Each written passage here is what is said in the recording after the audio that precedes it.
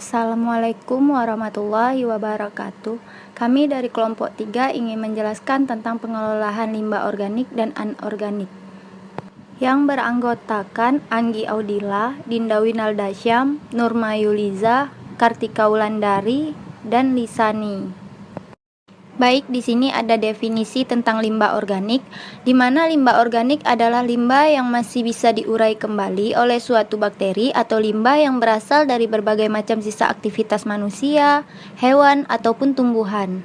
Selanjutnya di sini ada limbah anorganik, di mana limbah anorganik ialah jenis limbah yang tidak dapat diurai oleh bakteri atau limbah yang memang sulit terurai. Selanjutnya di sini ada jenis-jenis limbah, di mana yang pertama itu ada limbah padat. Limbah ini merupakan hasil dari kegiatan industri hingga aktivitas domestik yang terbentuk padat. Nah, di sini ada 6 kategori untuk mengklasifikasi limbah ini. Yang pertama itu ada sampah organik mudah busuk atau garbage, sampah bangkai binatang, dead animal, sampah industri, sampah abu, dan sampai sampah sapuan. Jenis-jenis limbah. Yang pertama ada limbah cair.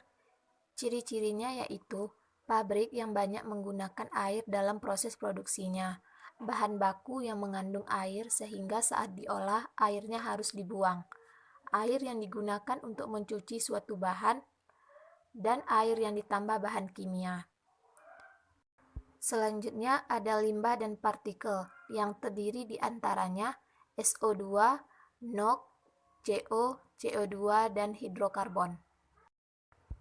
Selanjutnya ada limbah bahan berbahaya dan beracun.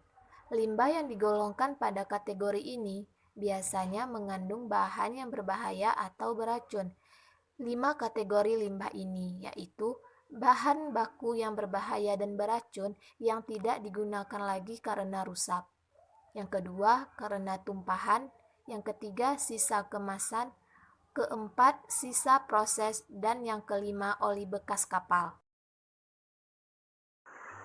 Selanjutnya yaitu dampak limbah terhadap lingkungan. Yang pertama merusak ekosistem, yang kedua membahayakan makhluk hidup, yang ketiga mengurangi air layak konsumsi.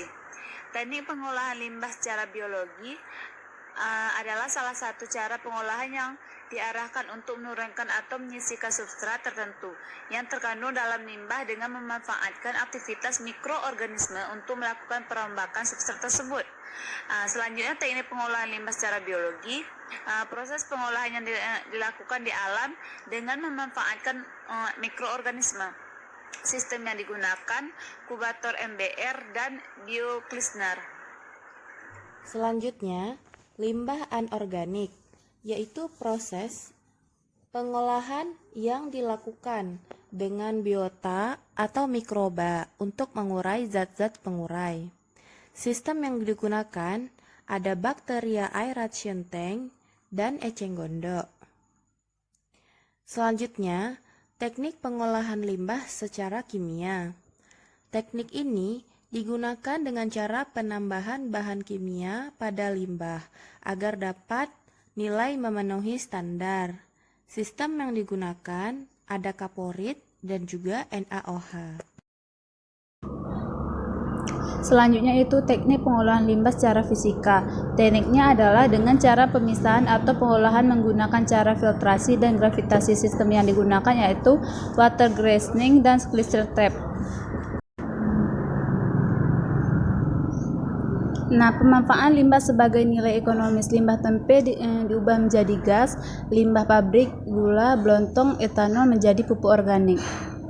Selanjutnya itu pemanfaatan limbah sebagai nilai ekonomis. Limbah bunga pinus diubah menjadi handicraft, limbah plastik diubah menjadi tas.